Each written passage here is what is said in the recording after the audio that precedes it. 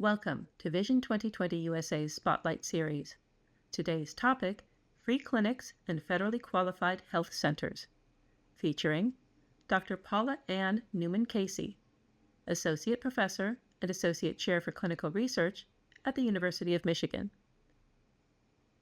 The Spotlight Series is hosted by Dr. Rajiv Ramchandran, an Associate Professor at the Flom Eye Institute at the University of Rochester, and Dr. Dean Van Asdale, an Associate Professor at The Ohio State University College of Optometry, leading members of the Vision 2020 USA Executive Committee.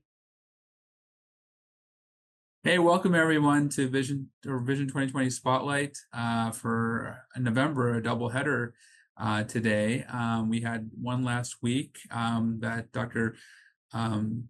Stark gave a beautiful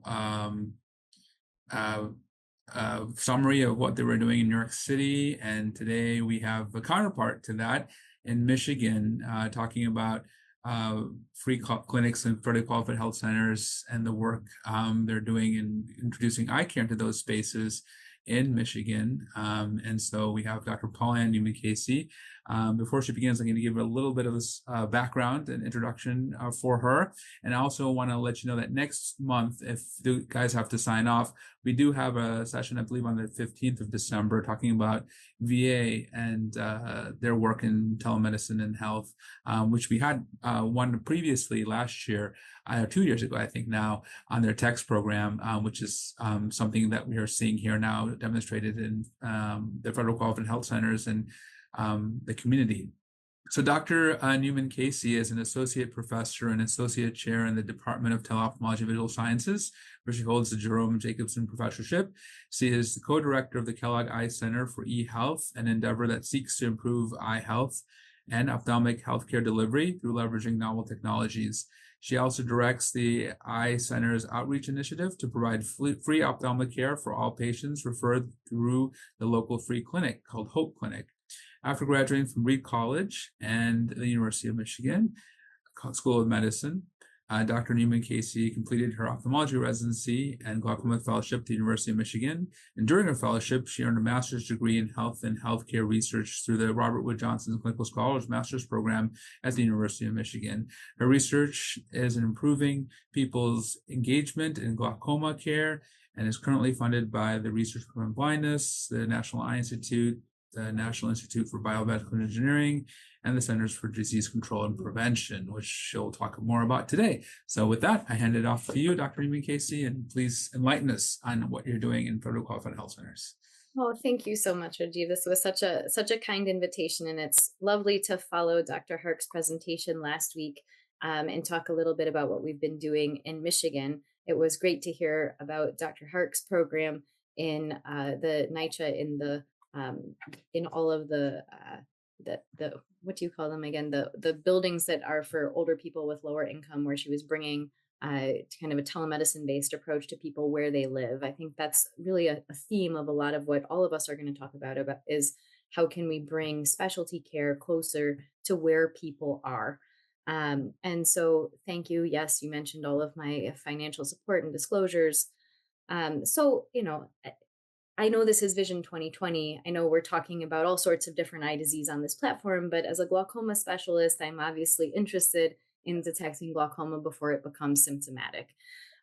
Because all of us, from comprehensive ophthalmologists, optometrists, glaucoma specialists, all of us hate when somebody walks into our clinic when one eye doesn't see and then the other eye, and they say, "Doc, can you get me some better glasses?" And you look and their nerve is totally cupped, and then you say, you have to have the discussion about, no, this is not glasses, this is actually glaucoma.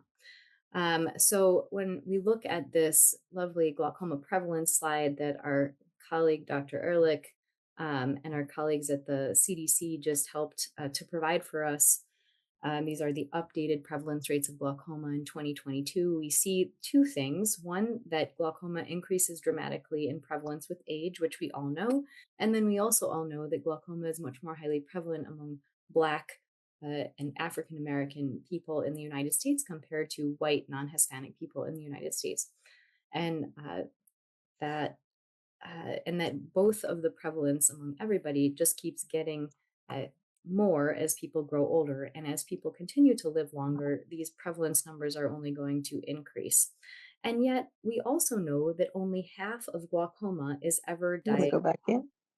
Uh, so we run here into a conundrum because the United States Preventive Services Task Force has said that they do not recommend for or against screening for glaucoma uh, because there's not enough evidence for or against it, and there's insufficient evidence to assess the benefits or harms of screening for primary open-angle glaucoma. However, we should say that there's a caveat that this USPSTF recommendation is really talking about adults 40 years or older in primary care settings who have no signs or symptoms of open-angle glaucoma. Now, we all know as eye care providers that people oftentimes have no signs or symptoms until it's too late.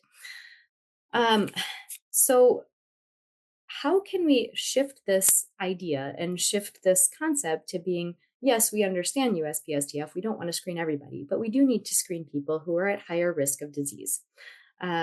So first, we want to kind of think about how targeting high-risk populations might change some of these recommendations, or how we might be able to put our 2 cents in for the USPSTF to get them to change these recommendations to recommend for screening in high-risk populations.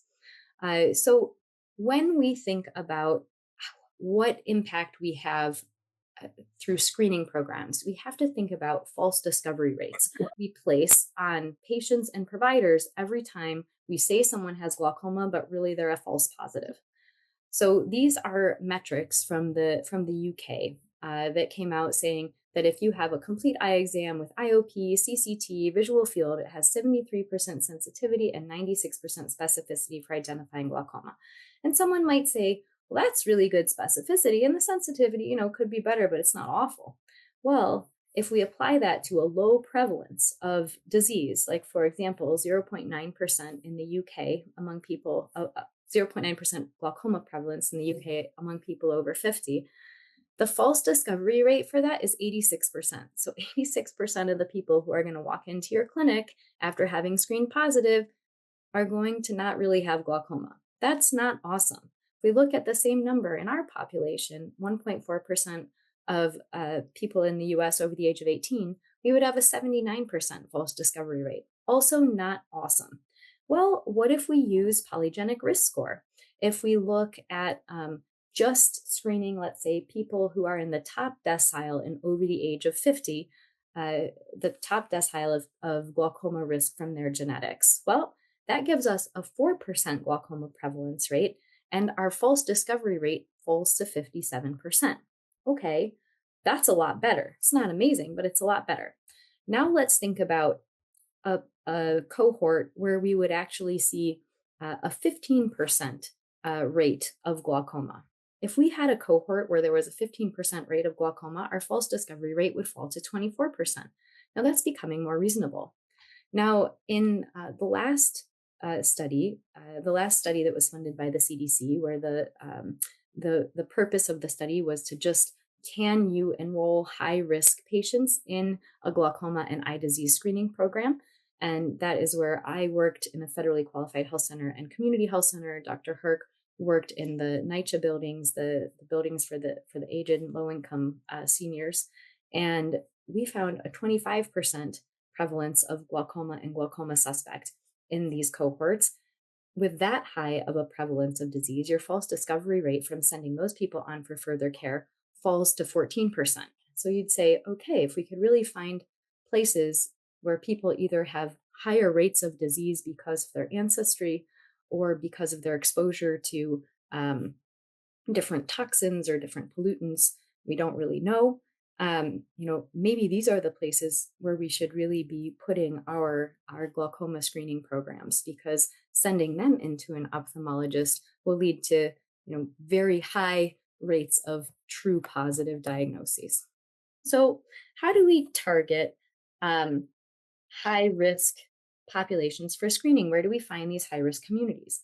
So we all know that people who identify as Black are 3 times more likely to have glaucoma, 5 times more likely to have unilateral blindness, and 2 times as likely to have bilateral blindness from glaucoma compared to people who identify as white.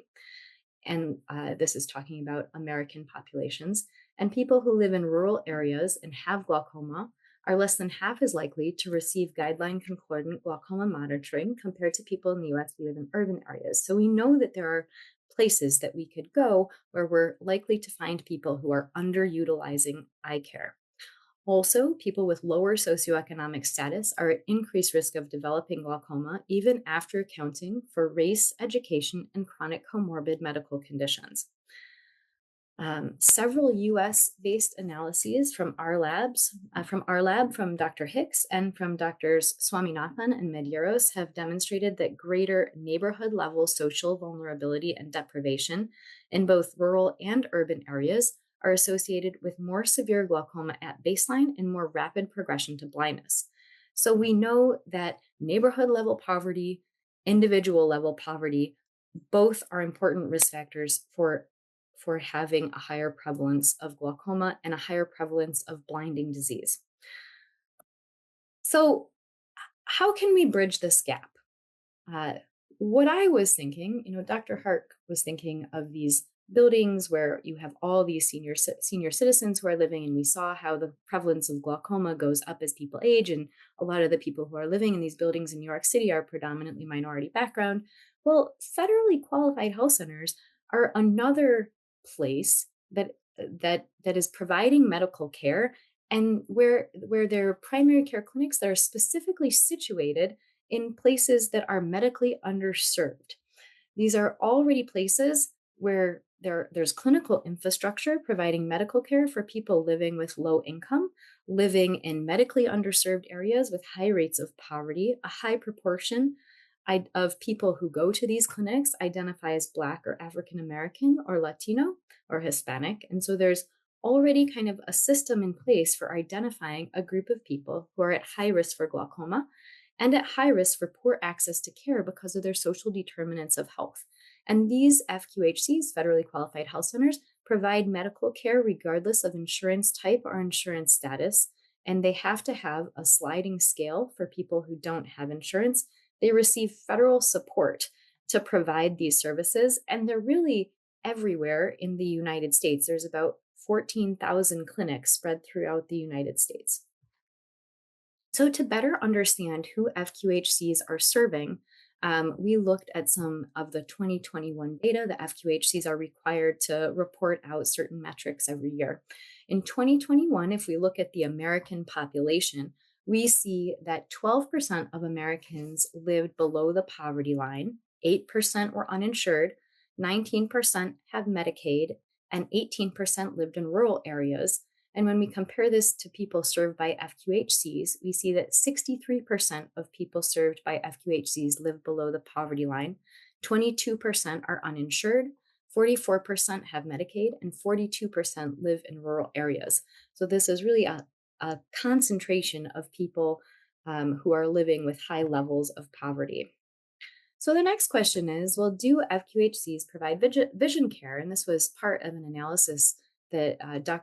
Woodward from the University of Michigan led through some work with the American Academy of Ophthalmology Community Health Center Task Force. And what she found was that 27% of FQHCs do indeed provide some sort of vision care. And this can range from fundus photos for diabetic retinopathy screening to actual full, eye care where you're getting glasses, you're getting screened for other eye diseases. It turns out the majority of these stars that you see on the map where people are getting vision care is actually diabetic retinopathy screening through fundus photos. And to further complicate matters, even though it looks like 27% of the FQHCs nationwide have eye care, only 2.6% of the people who were seen at FQHCs in 2021 actually accessed any of the eye care services. So this is a bit confusing and needs some further attention. I am going to shift what I'm talking about a little bit to talking about how I became involved in community outreach and thinking about how to scale uh, screening and eye disease screening in places that don't have a lot of resources. And this started when I was a fellow. My associate chair said, "Hey, Paula Ann, help us run an outreach program." And I said, "Sure." And he he introduced me to the medical director and the clinic directors over at the Hope Clinic, which is a small nonprofit community clinic that provides free care to people. That this is about 15 minutes from the University of Michigan, and it's completely run by volunteers. And one of the issues was that because it's a primary care clinic, they didn't have a lane, they didn't have a slit lamp, they didn't have a visual field or an OCT or any of these kinds of things that we come to rely on as ophthalmologists. And so we entered into an agreement with the university where Hope Clinic would rent our Kellogg Eye Center space for $0 on a time when no one was using the clinic anyways, which was on Saturday morning. And then I would coordinate volunteers to come and see all of the Hope Clinic referrals. The primary care doctors would refer people for eye exams, and we would see them. And when we started, we had about 250 people on the waiting list, and now we don't have anyone on the waiting list. And we've been doing this for, let's see, about 14 years now. We've seen about 1,700 people. Uh, we through this program, we had a partnership with our local optical shop where they would give people free glasses. That was about 550 pairs of glasses. And then most importantly, we have signed about 344 people up for charity care through the university, so that if we found something on a Saturday morning that really needed a surgical intervention or a laser, or even just more frequent monitoring than our 4 Saturday clinics a year, we could sign people up for charity care and get them, almost always, we can get them that definitive service. There are certain people where we have problems with this, but the grand majority of people we can get signed up for charity care. And so this relationship that I had with all the people at Hope Clinic, and that all the Kellogg volunteers have with the Hope Clinic, really set the stage for being able to expand on our ability to provide care.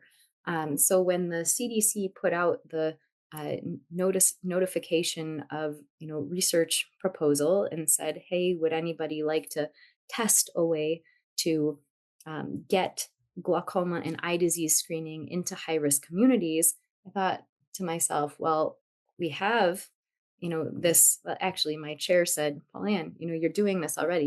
You're seeing high rates of disease when you're working with folks at Hope Clinic." And my um, Dr. Maroy, who is our section chief, who's now the chair at Ohio State, she said, "Yeah, Pauline, and you know what? I'm working with Dr. Leroy Johnson, who was a senior ophthalmologist at the Hamilton Community Health Network in Flint."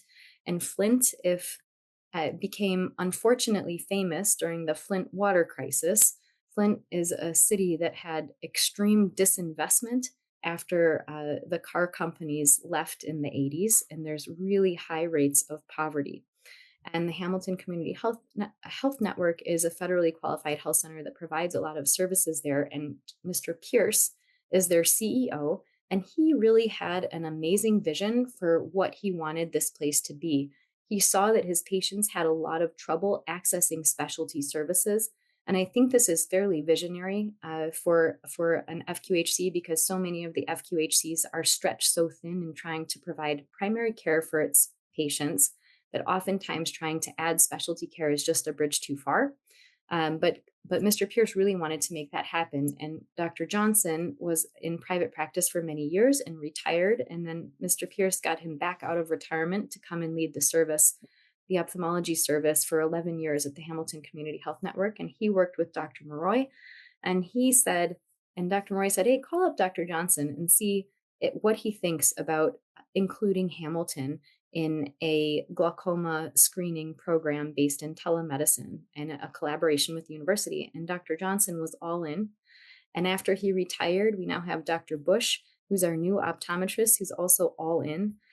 So I think just, I guess, part of my story that I wanted to share in terms of uh, building outreach in our communities is a story of relationships and kind of coming from the point of view of trying to provide better care in these communities that are medically underserved and working with the people who are already doing really good work in these communities to kind of expand the capacity. So, the first thing we did when we started this larger project of thinking about how to bring a telemedicine based approach to glaucoma and eye disease screening to Hamilton and to Hope Clinic was to create a community advisory board. And so we interviewed a lot of the key stakeholders at both clinics, and we invited patients and community members to be part of the community advisory board. And we conducted interviews to understand how people thought we could overcome barriers to glaucoma screening and program implementation. And what we found out from people was that people felt very strongly that the program should be housed in the community clinic and not coming on a mobile van where it just shows up. Sometimes they understood that there, can be limitations of resources where that's necessary, but their preference was to have the program be housed in their clinic, and that the program should be available when the community clinic was open. And they really had a lot of great ideas about how we should do community outreach. They wanted us to put flyers everywhere in food banks, in senior housing complexes, in clinics. And we had posters on we had advertisements in the local buses, at churches, and in libraries and barbershops. And then we also had ads, and I was on the local radio a few times. We had a cable, what is that called? Community access television ad to really let people know about the program. And one of the participants in the interviews, I thought, really described just such a nice sentiment after being interviewed. And they said, "Well, I have to say that because you've taken the time to talk to me, I feel like I'm more part of the program and I'm not just, outside of it." So I think there was really some serious benefit to really engaging stakeholders and community members in developing this program and understanding how to shape the program to meet people's needs. Um, so this we really decided to model our program based on the VA text program, which you'll hear about from Dr. Ma, it sounds like, in a few weeks. And it's really quite an impressive program. We have an ophthalmic technician in a really small space in the primary care clinic who measures visual acuity, does a refraction, checks for APD and narrow angles, takes pressures, measures CCT, takes fundus photographs, and an OCT, and that's macula and RNFL, and then helps the patient choose glasses. And in our program, people can choose low cost glasses from zennyoptical.com, which is a very inexpensive online retailer.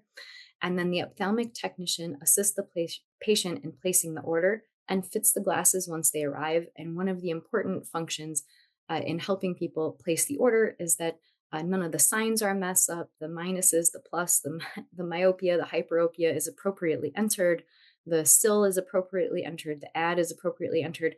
And we actually had to use our university credit card because not everybody who came in had a credit card, and that precluded people from being able to access these very low cost, very both stylish and long lasting. I'm wearing them myself. I think they're excellent. These cheap glasses from online, but not having a credit card and not always being and not having a computer and not being computer literate enough to really put in the glasses prescription perfectly are all huge barriers to being able to access this resource. And then we use store and forward telemedicine. I always felt like we were the ophthalmologists behind the curtain, where we, the ophthalmologists at the university, interpreted the testing and imaging and made recommendations a few days after the patient was seen by the technician in the community health center. And then the ophthalmic technician would see the patients back 2 weeks later when their Zenny glasses would come in, and they would communicate with the patients about the doctor's recommendations. They'd fit the glasses, and then they would help the participants schedule any recommended follow-up care, and they'd also plug them in with social work or help them themselves if they needed help with insurance or transportation. So there was the ophthalmic technicians were also acting as care navigators. So I wanted to just talk about how we got so ultimately we saw about 4,000, or actually it's probably closer to 5,000 people through this program, but we stopped collecting data at about 3,700 people. Um, and what I wanted you to note on this slide was really to see that how small the proportion of people that we enrolled were referred to us from doctors inside the clinic, which is this white color. So you see that there's not very much white. There's a lot of other colors, but not a lot of white. We really got, and it's not because we didn't talk to the doctors at the clinic. We did. I did presentations for both clinics multiple times trying to get people to refer their patients into the eye disease screening program. Where we really ended up getting lots of recruitment was we would call the diabetics who were overdue for their exam. That's this gray phone call. And then what happened more and more as time went on is that people started hearing about it from their friends. And that's this light gray bar. And this just got bigger and bigger over time. And word of mouth really ended up being our major source of recruitment. So who came into the MySight program? This is when we stopped collecting data, was at 3,714. So people were on average 54 years old. We had 32% of participants identified as white, 52% as Black, 5.5% as Asian, and 19% as Hispanic. And then interestingly, though we tried very hard, we never got above about 38% of our population identifying as male. We tried to go to barbershops, have women try to recruit their men in their family to come and get screened, but we really had a harder time getting men to participate in the screening program. On average, 70% of the cohort had less than a college degree in terms of more of education. 63% of the cohort earned less than $30,000 a year. 58% were not employed in the workforce. 24% had no medical insurance, and 20% did not speak English as their primary language. So this was a cohort that had very high social risk factors for underutilizing and having poor access to specialty care. In terms of risk factors for eye disease, 24% of the cohort reported having diabetes, 45% reported having hypertension, 17% reported smoking, and 5% actually reported having glaucoma, 25% reported a family history of glaucoma, and 61% reported that their last eye exam was at least 2 years ago or longer. So we did successfully enroll people with many risk factors for eye disease. And this was something that people said when we initially started this program. They said, "Oh, Paula Ann, you're just going to get people who are coming in for a second opinion because they see that U of M has set up a telemedicine program." And then we tracked it and we said, no, 61% of these people haven't had a dilated eye exam in over 2 years. So I think we are getting people who do really need to be seen. Among the MySight participants, rates of screening positive for eye disease were significantly higher than national averages, with rates of visual impairment twice the national average, rates of glaucoma and glaucoma suspect 3 times the national average, and rates of diabetic retinopathy 1.5 times the national average. What was also fascinating is that 763 people, we got to come back in again about a year after their first visit, just to see if their vision changed. And because we had given them low cost glasses or potentially identified a cataract that was operated on. And we found that, in fact, we did improve visual acuity. We also gave people the NEI VFQ-9 to measure vision related quality of life at baseline and then 1 year later. And about 930 people answered the questionnaire both times. And we found that people's vision related quality of life improved significantly, and in a clinically significant way if you look at the numbers. after participating in the program. And the thing that struck me the most was that people's worry about their eye health decreased after participating in the program.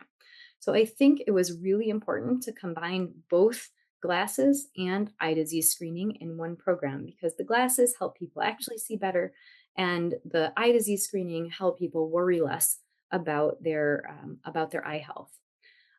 We also were able to somewhat improve the HEDIS metrics at the federally qualified health center. So they weren't very good at either time point, and it's something that's still a work in progress. But we can see that before my site in 2020, the number of diabetic patients who got their annual eye exam was at 18%. And a year later, once we got my site up and running, we had a 27% of people of diabetic patients actually getting their eye exam. This is also important for potential revenue sources for these sorts of programs. So I also want to share how patients experienced our program. Also, we had those quantitative assessments that I shared with about kind of the evaluation of our version of a telemedicine program, where we really included care navigation as part of our outreach platform with the telemedicine.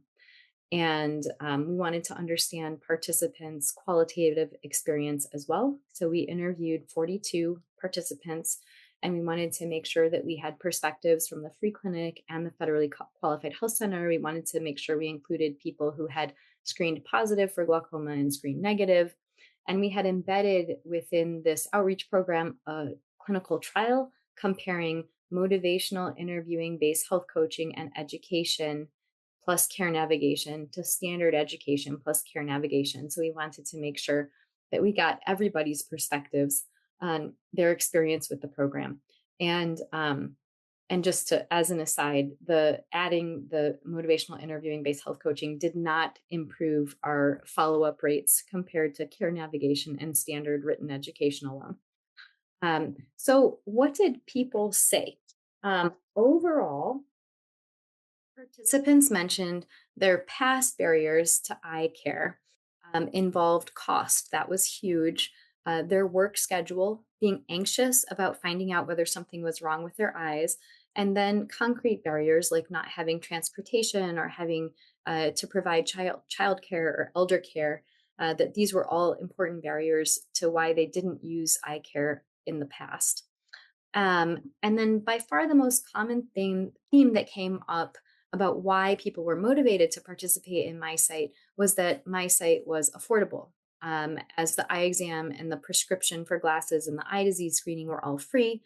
And we had the care navigators assist people with accessing the low cost glasses online.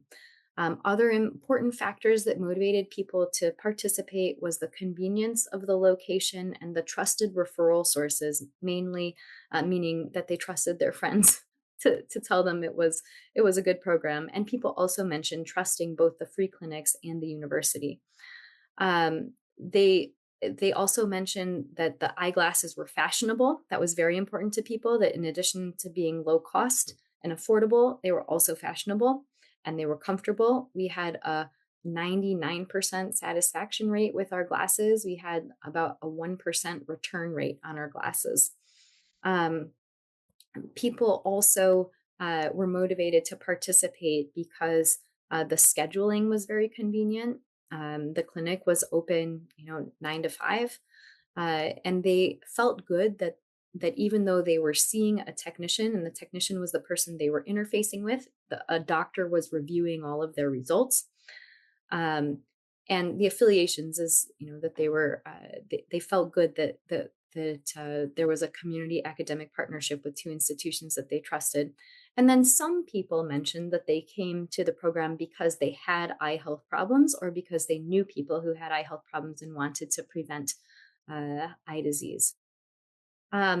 This bar graph shows participants' experience in the MySight program, and the black bars here represent positive experiences that people mentioned, and the gray bars represent negative experiences. And obviously, the negative negative things are a little more difficult to assess due to social desirability bias. Like patients might not want to tell any of our program staff that they didn't like our program.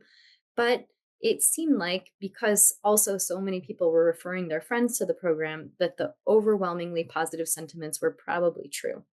And people really, really appreciated the rapport that the ophthalmic technicians and care navigators had with them. That was really important and got the most mentions. Um, they were very satisfied overall with the screening and with the eyeglasses. And the eyeglass satisfaction was both cost and quality. And participants also mentioned that they appreciated the communication from the ophthalmic technicians because they could spend more time with the patients than the doctors could. So we also looked at costs.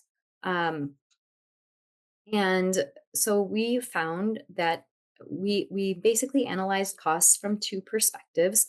We analyzed costs from what's called a micro costing perspective, like where we would time how much time each of these screening steps took, and then multiply that by the salary of the people who were doing them, and kind of think about this as if we already had an eye clinic and we were adding an eye disease screening program onto the eye clinic, and how much would it cost in additional time for the technicians and the physicians to provide the service. And we found that from this micro costing perspective, it cost $111 per participant screened, or $500 per case of glaucoma or suspected glaucoma detected.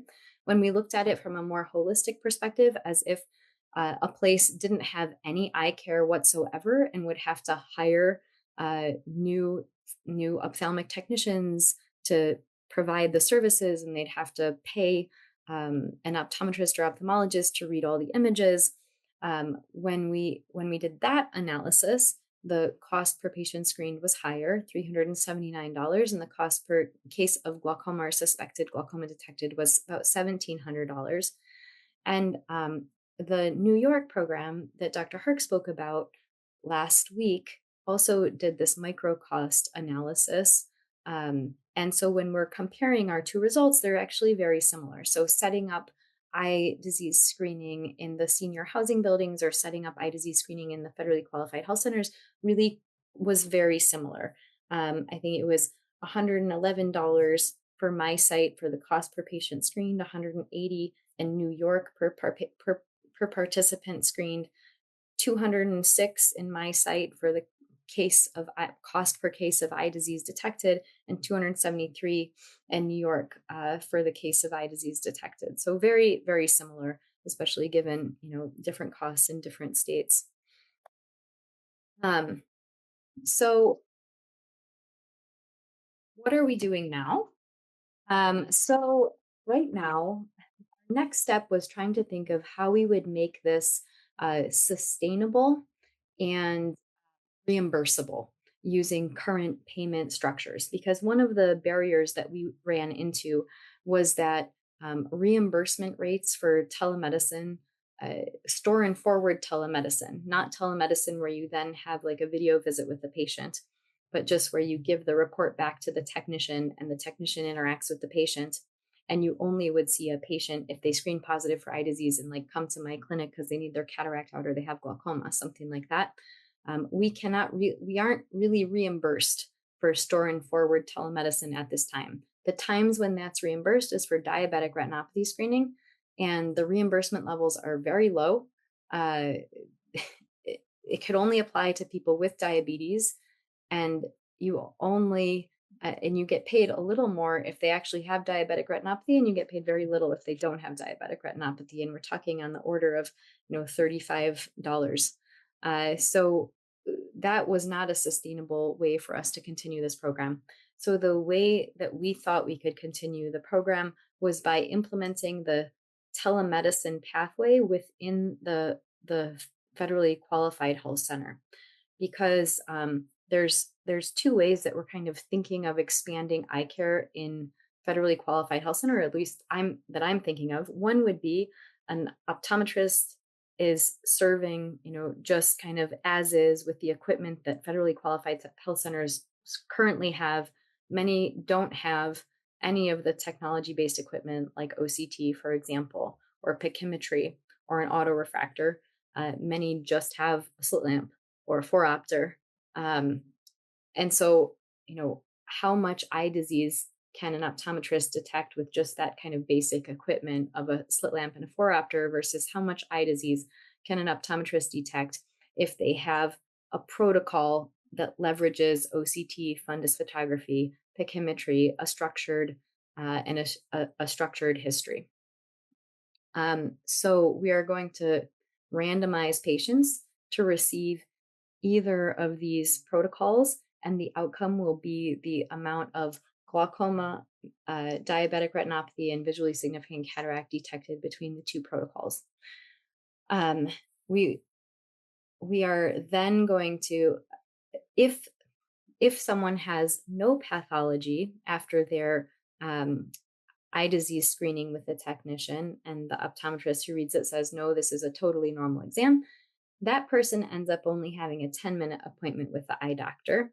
If they do have pathology, then they're signed up for a 30-minute appointment with the eye doctor. So using a technology-first approach to screening could help better streamline and apportion the use of eye doctor time within the FQHC, which is a limited resource. We will also be comparing vision-related quality of life and satisfaction between these two methods of delivering eye care. The other main differences between the two arms is that in the standard optometry arm, patients will be given a prescription for glasses, whereas in the MySight protocol, patients will be given care navigator support to buy glasses through the low-cost online retailer. I just want to point out that there are revenue streams to support this kind of glaucoma screening. CMS does pay for glaucoma screening for people with diabetes, people with a family history of glaucoma, African Americans age 50 and over, Hispanic Americans 65 and older, and Medicaid covers routine eye exams and eye exams for medical conditions. So if anyone has, risk factors for disease, so a lot of the screening can be billed by the eye care provider. And then the other potential revenue stream is by improving diabetic retinopathy screening rates. The FQHCs do receive revenue for every diabetic patient who completes their annual eye exam. I think it was $40 a few years ago. So this is also an important revenue stream. So these are the ways that we're thinking of, how do we bring high quality evidence-based eye care and expand it in this network of federally qualified health centers that's already serving medically underserved people at high risk for underutilizing eye care and therefore at high risk of having untreated eye disease. And I just want to add that the other piece that we'd be working on is a cost effectiveness analysis to look at, to compare these two methods of just having an optometrist versus having an optometrist with a technology-based protocol in FQHCs. What's the most cost-effective way to identify eye disease and get people treated? And I want to thank our entire team. This is obviously a huge team effort to get new protocols and new ways of doing things into clinical practice in a way that's integrated enough that we can actually test them and trial them. And I also want to thank you for listening. Thank you for paying tax dollars, and thank the American people for paying tax dollars to help support this work. And with that, I'm happy to take questions. Great. Wonderful. Thank you, Dr. Newman-Casey, for that wonderful summary of what's going on in Michigan and federal qualified health centers and free clinics. So this is a very complimentary talk to what Dr. Hark presented last week on this. A couple questions have come up. One is a specific question on ordering from Zenni. Have you had any issues with the height of the bifocals or the progressive lenses with ordering from Zenni for your patients? That's a great question. So the good news is when people are paying like a fraction of the cost and feel like they can get something that's more fashionable than they could ever afford anywhere else. It really like finesses everything else, it seems like, because we did not have complaints. That's not true. We had complaints. We just had very few complaints. So we had to return about 1% of the eyeglasses. And we also did not recommend progressive lenses. They were much more expensive. The bifocals are $40 and the progressive lenses were closer to $100. So very few people bought progressives. And we kind of said, hey, you know what, like we can't guarantee any of this. This is an online. So yes, I mean, I would say if people really want high quality progressives, I'm not sure they should buy them from Zenni. If people like have very little income and would like a pair of glasses they don't feel bad about themselves wearing, Zenni's great. I see some more questions.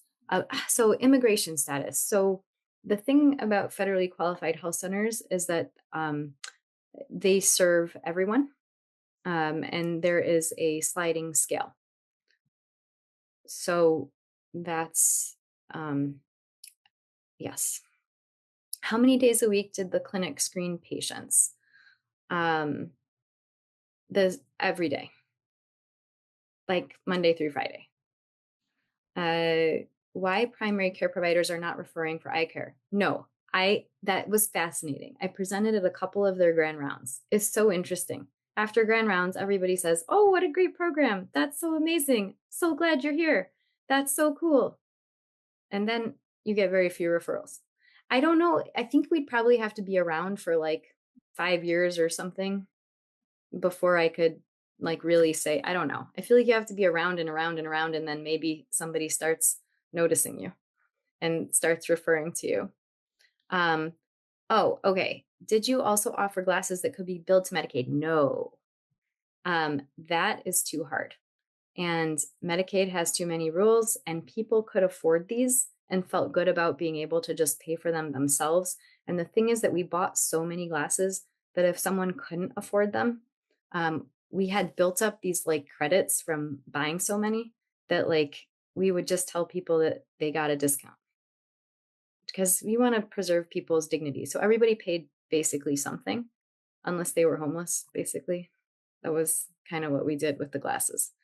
How did we select FQHCs with which to partner? Yes, basically, Mitch, they because they said yes. Because they said yes. Because so there was an FQHC that's closer to us, that's like right next to the town that the university is in. They said no. They said it was too much. Like they couldn't handle doing specialty care. Because they were already like just at their wits' end with providing primary care and behavioral health, mental health support, and they just opened a pharmacy and they didn't have the bandwidth to deal with us. So the way that I thought about the FQHCs and the way, and I think you're bringing up a super interesting question, and if you want to jump in, please do. When I worked in Ecuador between college and medical school in an NGO, it was a grassroots organization called Ayuda Directa, and it believed in going to different communities and kind of assessing the community and working with the communities who were already helping themselves, and had the capacity to kind of accept help.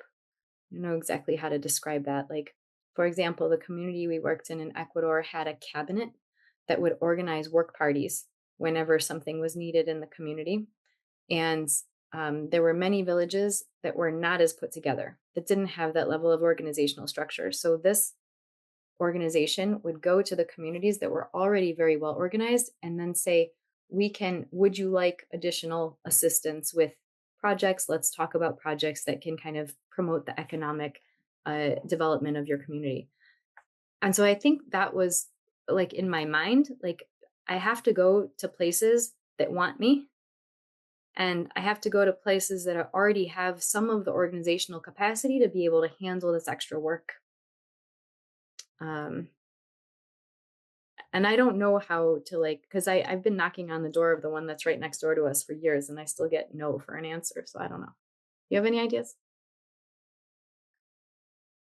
I think the issue is that a lot of times the eye care is not part of their overall spectrum of care, right? And this is the push for the Academy of Ophthalmology and others trying to make eye care as part of primary care. And I think they have to check box everything else, including mental health and dentistry, before they get to eye care. I think that's part of it, and that's maybe you're not getting referrals because it's not part of their check boxes. So the question then is that, what about including optometry more in federally qualified health center practices, as you will see in your study, I guess, which is the better way to go. Do you promote that? In New York, we have a lot of federally qualified health centers that have optometry as part of our practices. So I didn't know if that was something that, you guys were looking into. Yes, definitely. So I feel like the Academy has been awesome in maintaining this what are the Community Health Center Task Force. And we have Dr. Scanzara, who I think I saw here, yep, on the task force, kind of helping to represent optometry within like a kind of an ophthalmology dominant task force. But I think it's really important that we partner in this way. I think yeah, I don't think we're going to be able to tackle the huge problem of undiagnosed, untreated glaucoma, diabetic retinopathy, cataract, macular degeneration, refractive error, like just ophthalmologists alone. So I hope to see more collaboration. And yes, I also think we have to be strategic in the way that we roll these things out. That was the purpose of the trial. I was worried that they would say, great, there's a mandate to provide eye care. Okay, drop an optometrist in each federally qualified health center, but they don't get any support. Don't give them an OCT. That's too expensive. Don't give them an auto refractor. They got to just do it themselves with the 4-opter. Who cares if they have to see 1 million patients? I know. Don't let them have any topographers. My God. So that's why we wanted to do a cost effectiveness analysis to see like what equipment is necessary. Can we demonstrate gain from the investment? And could there potentially be like a line item in the budget that says each FQHC that expands gets, whatever it is, $100,000 to buy the equipment, $125,000. So that's, how did I pay for programming? No, the FQHC didn't absorb any of the costs. This was a grant. That was how we got the money. That was why we want to do the cost effectiveness analysis to see if this is something that could be sustainable through like advocacy efforts and policy change. And then there was another Zenny question. Did you order frames from them to use as samples in the office? Oh yeah, we totally did. We have 1 million frames. So what we did is we ordered, one of my study coordinators is extremely fashionable. So she picked out a bunch of cool frames for men and for women and then like we have some that are unisex, and we have like we didn't deal with kids, so sorry about that. And then we have like these, just like we basically have them on display in like little cases and people can try them on. And then we have noted. So the other thing that we did to streamline our efforts of helping people pick out glasses, because it can be very time consuming. So we only ordered 695 glasses, which makes the whole thing $12 plus $495 shipping and handling. And then we have them organized by PD, because if you buy, and then our coordinators basically advise, this is your PD. These are the glasses that will fit you. Pick from these. And then we have a mirror. So it makes everything take a lot less time. How do you coordinate? Okay. Did you select? And then Mitch, you asked, how do you coordinate the health information registration and transfer of data if you're screening patients when they come into the FQHC?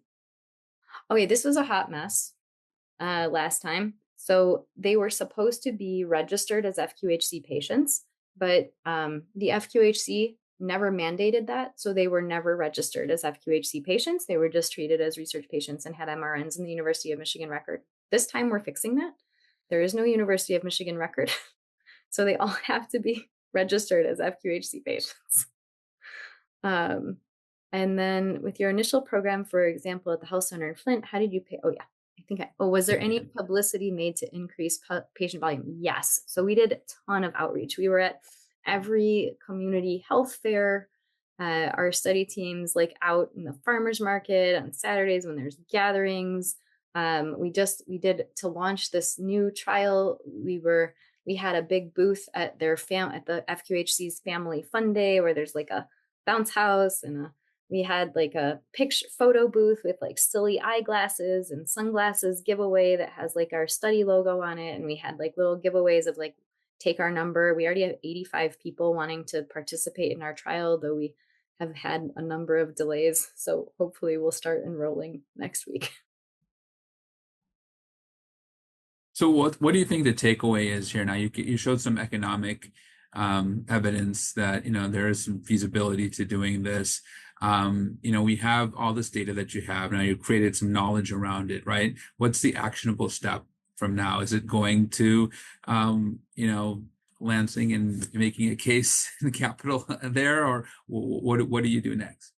Yeah, I think those are great questions. So I think yes. I think talking to policymakers about how much eye disease you can find and help treat if you combine a technology and eye care and care navigation is really important, and just as a starting point. And then I haven't gotten to the asking for money part yet because I'd like to wait the outcome of our trial. But I think having eye care be a mandated necessity or checkbox at the FQHCs would be huge. There's not a lot of political will to do that at this time because it would also have to open up. So there's the people who work, the providers who work at federally qualified health centers are mostly eligible for loan repayment programs. And there's not a desire to add all of us to that pie. And so there's a lot of resistance to this concept. But I think that more data, more push, more advocacy, I think we need by a concerted effort between AAO, ophthalmology, AAO, optometry, like everybody's going to have to push for getting eye care to be one of the check boxes in FQHCs. I think that would make a huge difference in terms of population level eye health. And is there a relationship between your state ophthalmology board and the optometry board? Are there, the advocacy groups there in Michigan to sort of come together on some of these issues about representing eye care and public health? Not that I know of, but that's a great question. And I might not know the answer to that. I'm not involved enough in my state society to give you that answer, but there are folks who are, and I should ask. That's a great question. Paula, I had a question. I didn't feel like typing it, but I had started at age 40. I know you had started at 18 or 21, right? Mm-hmm. And, do you still feel like it's good to start earlier? And, in terms of, have you looked at the diseases versus refractive error between 18 and 39 that make it worthwhile? So, okay, you're right. And I think that if we're looking at, so a couple of interesting things came out. One was that because our patient population was predominantly African American, there was a younger onset of glaucoma and suspected glaucoma than I was anticipating. So it was actually like we did find pathology in some of the younger people. Obviously, the rates were lower. I think one of the problems for us in coming to an FQHC and excluding people who were under 40 was this issue of equity and access to glasses. So it was much easier for us to just throw open the doors and just have a lot of people. And our pathology rates were still very high, even though it was diluted by the younger people. It was too hard to exclude them from this resource. So we are, even in the trial, we're going to stratify our enrollment based on being 40 or, just so that we don't end up by some annoying business in randomization to have all of the 40-year-olds in one arm and all of the under 40-year-olds in the other arm. We're going to stratify the randomization, but we are still enrolling like 18 and up only from an equity perspective. And I think that's a very important point when you're doing community. So for us, when we went into these NICHA developments, we ended up in the senior centers, as we talked about, right? But then the place said, well, you can't do it here in the senior center unless you enroll all the members who come to the senior center that day who might live across the street from the NYCHA building. So we said, great. So I think the message is, it was the same message. If it interferes with your recruitment, then you need to have an open mind. Yeah, totally agree.